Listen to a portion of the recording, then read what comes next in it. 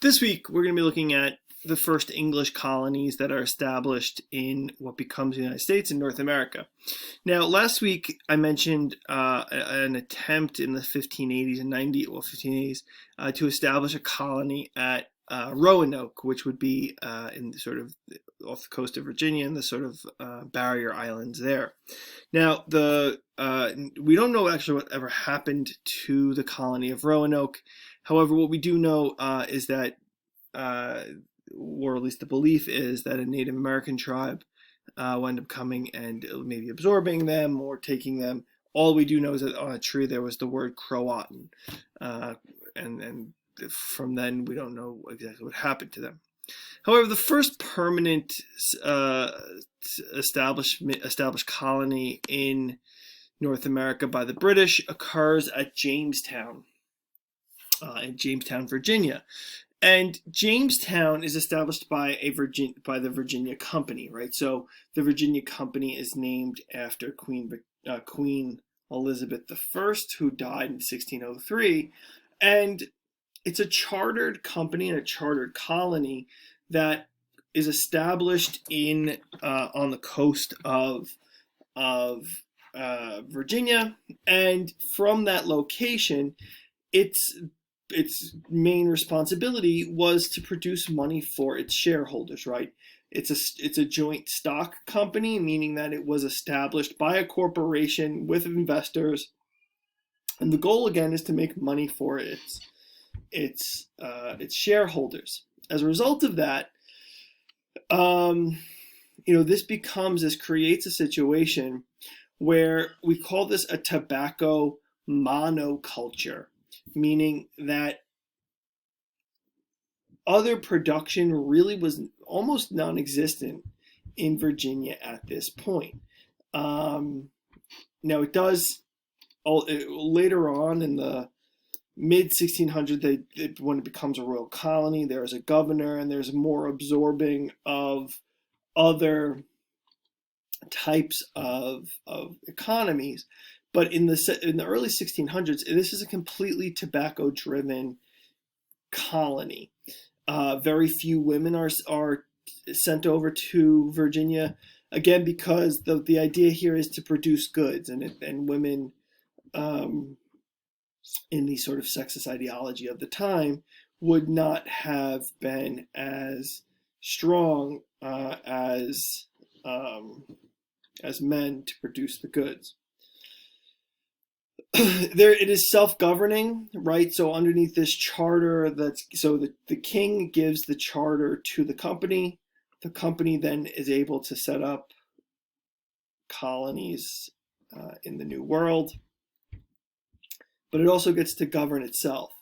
So you have the House of Burgesses that governs the local, makes local decisions, and again, this sort of shows you that there's sort of this idea of at least autonomy, and the government is sort of the royal government, that is the government in London, is sort of hands off, and instead it's really local leadership. By 1619, there is the need for more labor, indentured servitude. So an indentured servant signs a contract and comes to Virginia to work for a certain amount of years, typically 7 years. They are given food, shelter, housing, clothing, and it gets too expensive. So by 1619, African slaves are brought in. And there's some sort of statistics here, but it's important for us to be aware, right, that this territory, the Virginia colony, the Jamestown colony, the real intention here is tobacco exportation. Tobacco, again, we call it the tobacco monoculture. So if we look at this territory, right, this is the Chesapeake Bay area, right, Maryland, well, I guess even Delaware, Maryland, Virginia, those three colonies make up the Chesapeake region. And within this, right, it's a huge agricultural region. It's all about exporting agriculture, and from Jamestown, it's particularly tobacco. Now, slaves, as I've said, are first come to Jamestown and first come to North America in 1619. Now, by the late 17th century, right, by the late 1600s, black slaves make up 7% of the population, which is a pretty sizable amount when again, this is forced migration. This is not people not living in great conditions, that they make up, that their death rate is very high relative to the Europeans, who were having a very high death rate as well. But they make 7% of the population. And when the slaves are brought here, right, they are forced to live under what are called slave codes, basically a set of laws making black slaves basically just chattel slaves, right? They live as just property. So all of this is really, again, going very much towards this creation of a situation in which we can just see the sort of drive of the economics. Now, as you move around the colonies, not every colony or not every area has the same type of existence, right? So in Virginia, where it's very much, at least initially, tobacco cultivation and tobacco monoculture, in places like New England, that's not the case, right? There's much more of a family-oriented nature. Much more women come from England to New England, and the reason is it does not have the resource extraction piece that the Virginia colony does. So, so more women come, more families come. And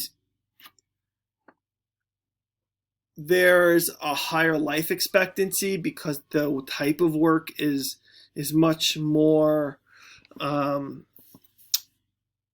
agreeable, not sort of sweltering under heat to cultivate tobacco. It's much more shipbuilding, cod fishing, things like that.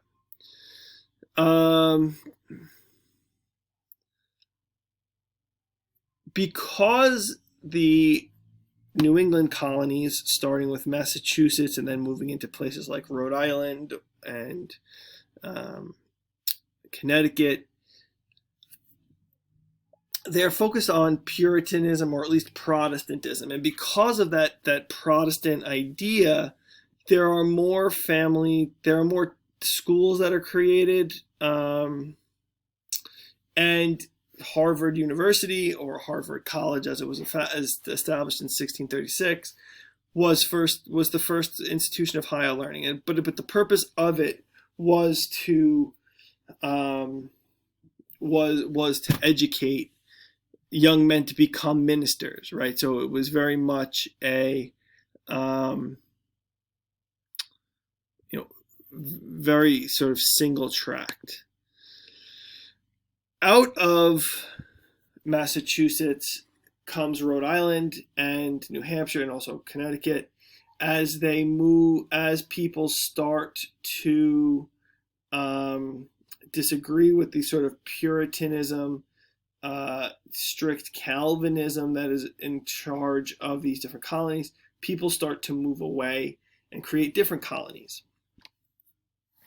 So you start to have, again, more colonies sort of growing as offshoots of Massachusetts and emerging in other. So finally, if we look at sort of the nature of all of these different colonial economies and the colonial establishments, right, one of the things you'll notice is that there are sort of distinct natures within different regions, right? So within New England, because there is less of, again, a tobacco monoculture, there's a lot of different types of jobs being produced there, shipbuilding, fishing, whaling, crafting, furniture building, there becomes um,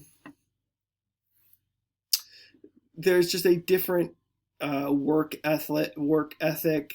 There's less of a need for slaves because it is not strictly agricultural work, and these manufacturing roles produce higher valued goods. So you don't have to look for the free labor of slaves. Um, Now, that doesn't mean that slaves don't exist, right? So in New England, you have Rhode Island, obviously, and within the colony of Rhode Island, and particularly in a place like Newport, Rhode Island, there is a sizable slave population working in different shops and industries, um, because they are connected to the larger Atlantic economy, so that you have within Newport and within different parts of New England, there is a connection back to England and back to Europe, but there's also a connection to Africa. So from Newport, Rhode Island, right, uh, there's a huge influx of Caribbean rum, or I'm sorry, Caribbean molasses that then is turned into rum in Newport. So in the mid 1700s, there's something like 11 rum distilleries within Newport producing massive amounts of rum that then get shipped across the Atlantic to Britain. That those ships then get manufactured goods and then go to Africa, pick up slaves, the Caribbean, and we call that sort of, it's misnomered, the triangular trade. But it's important for us to realize it's really just sort of the Atlantic system and the Atlantic trade networks.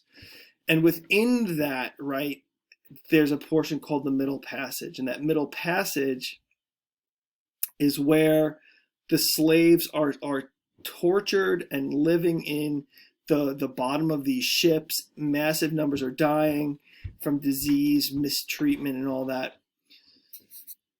When we look at places like the Mid-Atlantic colonies and the Southern colonies, it again different again. So in the middle colonies, not necessarily agricultural in the same way, right? Not cash crop agricultural in a lot of ways, right? It's more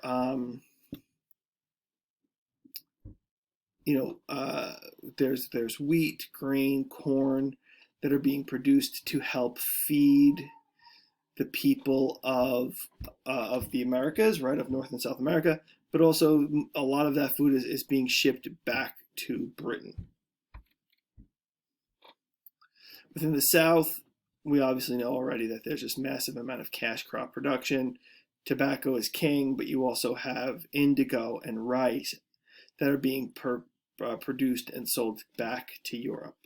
So all of the colonies have sort of their distinctive nature to them, and they are all significant in their sort of own way, which, again, because, so last week we talked about sort of the different types of colonies, whether that's royal colony or a charter colony. Here we're sort of looking at them more geographically based.